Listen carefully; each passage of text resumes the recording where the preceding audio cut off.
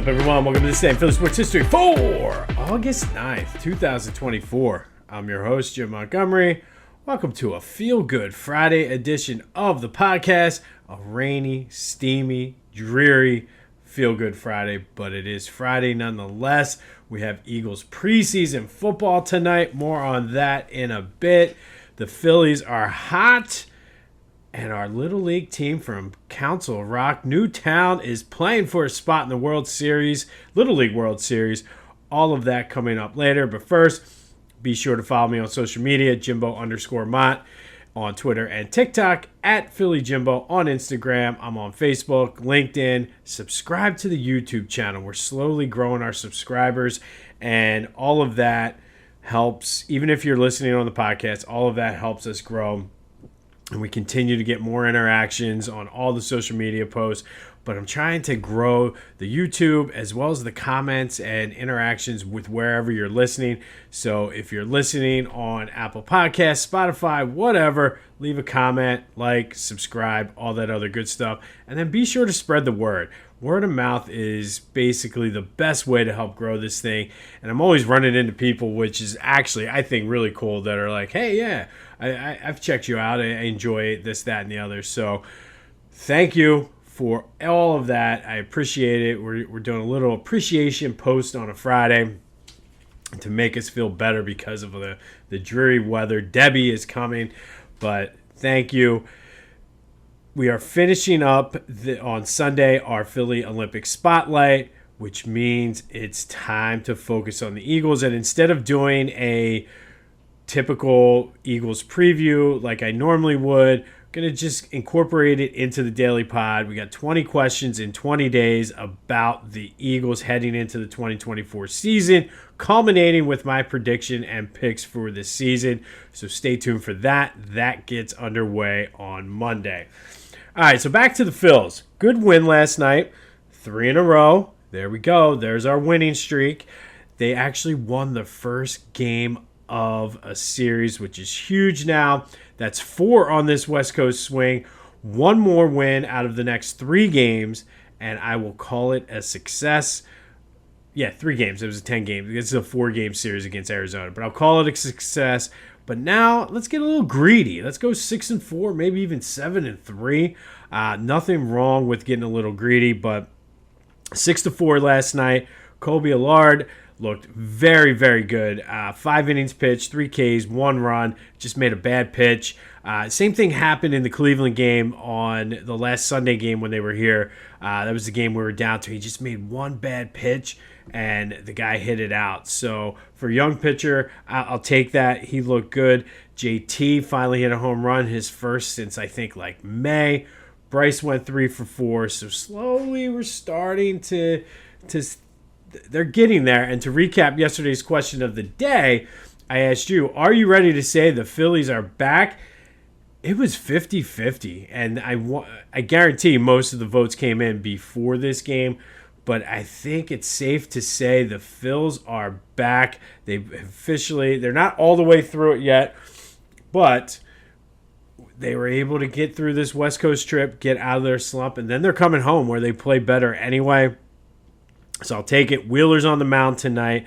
They're currently 8 games up on the Braves, who did not play last night.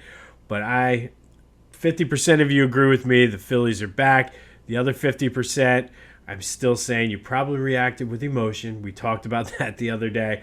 But you will come back around by the end of this weekend. I promise you. But it's nice to see that they won the first game of a series for the first time in what seems like forever. And now you kind of set yourself up now for the rest of the series to win one of the next 3 to earn a split. But again, I want to get greedy. Let's get greedy. Tawan Walker possibly might be back pitching on Tuesday. They're trying to find some place where there's no rain for him to pitch. His last start got rained out up in Lehigh Valley. But it looks like he's going to be back, and you know what you're going to get with him. A roll of the dice, basically. But the other good news is Spencer Turnbull was going to start throwing from the mound next week. or he might have started this week. Either way, I think the weather has really impacted what they've been able to do, but that's a good sign as well. So things are slowly starting to turn around. And again, I'm not going to get too excited that Tawan Walker is coming back, especially the way that Phillips and Allard have been playing. But it's nice to have that. And maybe, just maybe, he might be an okay guy to throw in the bullpen. I doubt it, but we'll see. All right, but they're back in action tonight at 9. I'm excited to actually possibly be able to catch some of a game. I feel like I haven't watched the Phillies in a week because they've been out west. I think the last game I watched was the Seattle game last Sunday, so I'm getting a little antsy and going through withdrawal of the Phillies. But we'll be able to watch a game or two this weekend, so looking forward to that. New episode of Clashing Conferences podcast came out today. Be sure to go support my boys over there. That's available wherever you get your podcasts as well as on YouTube. And Philly Goat, I've been telling you about doing your back-to-school shopping. Yes, do your back-to-school shopping. All of the baseball stuff right now, 10% of those sales go toward the Darren Dalton Foundation.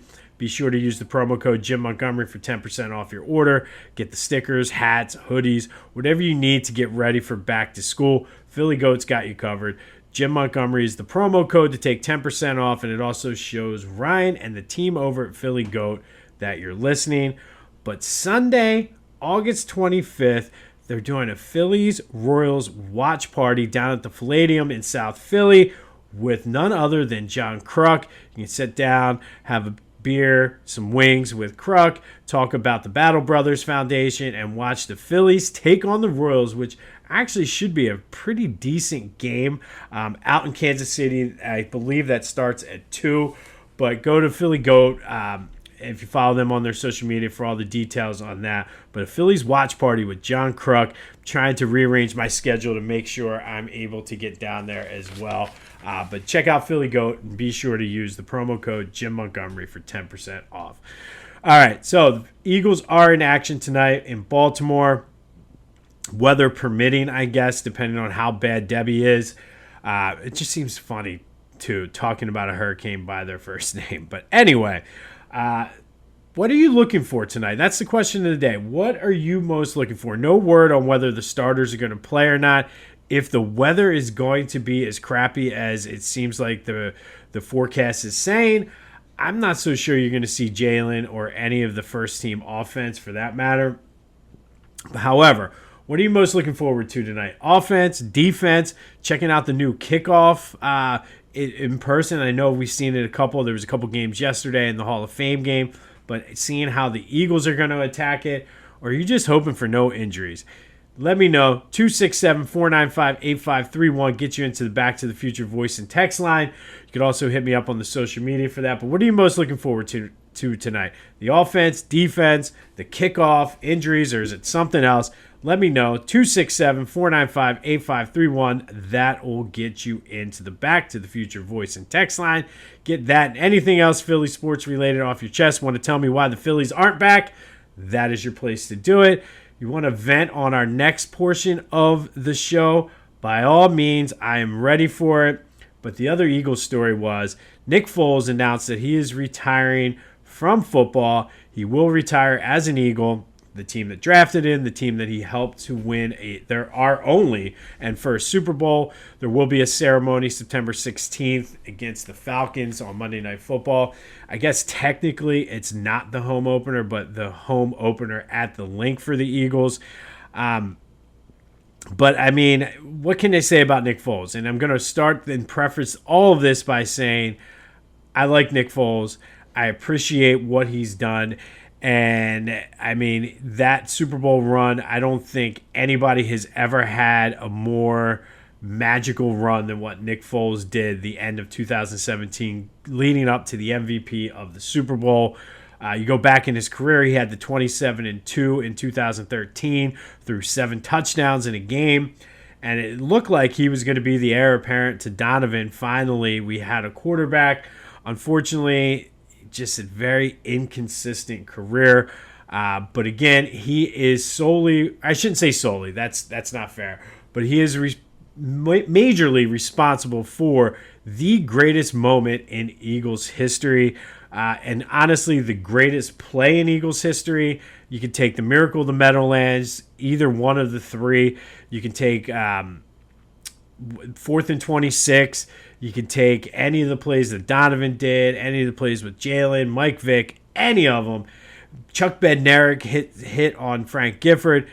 None of them, they all pale in comparison to the Philly special, which is the greatest play, and I'm willing to go because tell me which Super Bowl play was more iconic and a better play than the Philly special. So the best play in Super Bowl history, I'd be willing to put the Philly special up there with the Immaculate Reception and plays like that, because the key to the Immaculate Reception did not win the Super Bowl. The Immaculate Reception was, I forget whether it was a divisional game or the AFC Championship game. The Eagles don't win. That play doesn't work, or the Doug Peterson kicks a field goal there. The Eagles don't win the Super Bowl. So to me, Philly special, greatest play in NFL history. Yes, I'm saying it, and prove me wrong. The other thing that came up with Nick Foles, and I don't want to slander Nick Foles on the day he announced his retirement, but there's a lot, and we talked about this a few weeks ago, but a lot of people were talking about how the Eagles should retire Nick Foles' number, and I'm very adamant and very clear on that. No, they should not. I feel like there's three camps when it comes to retiring numbers, specifically with Nick Foles. You have the camp that says, yes, he's responsible for winning the only Super Bowl. You need to retire his number. You have the folks like me who say, no, you only retire numbers for the all-time greats. Now, I said this a couple times on Twitter, people's Twitter posts yesterday, and interacting with people.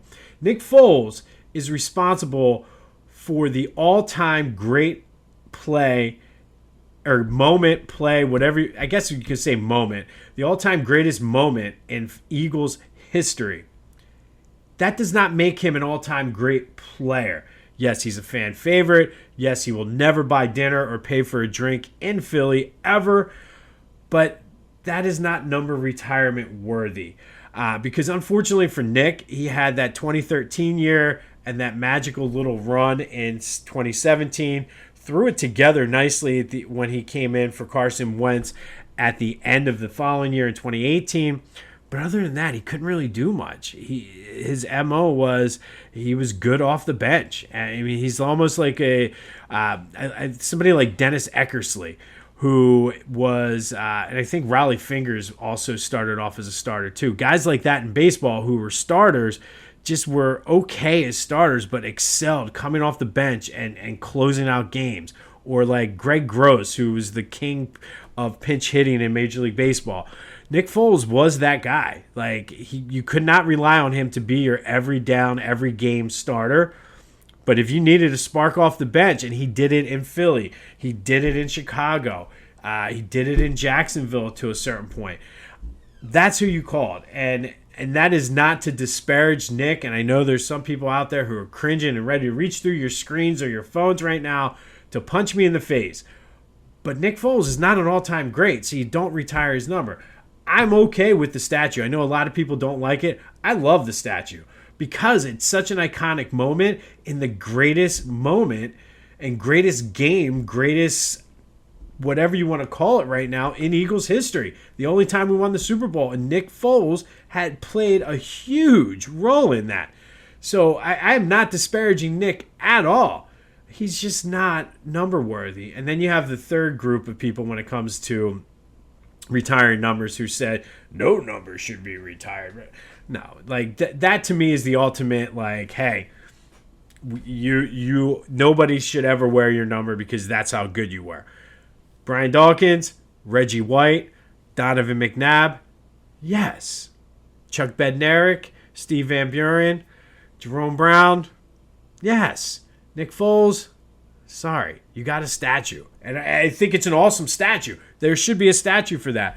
But all of that to say, best of luck in your career, Nick, or your post-football career. Thank you from the bottom of my and every other Eagles fan out there listening, because I'm sure I can say, and everyone will agree with me on this, thank you so much for giving us so much joy and finally allowing us to be a part of the conversations when Giants and Cowboys and Commanders fans start talking about Super Bowl wins. We can actually participate in the conversation. Yeah, we only got one, but hey, I've said this analogy before we get off on the Nick Foles thing. To me, the Super Bowl winning a Super Bowl is like getting a ticket and being admitted into like the best club there is in the city. And yeah, we're general mission. We're down on the lower level, but we're in the club. Yeah, we're not up there with the Patriots, the Niners, the Cowboys who are in VIP with bottle service. But we're in the club. We're waiting in line for our drinks. We're in the club. We're interacting. We're dancing. We're having a good time. And that is because of you, Nick. So thank you from the bottom of my heart, from the bottom of all Eagles fans' hearts, Eagle Nation. Thank you. We appreciate it. Go Birds.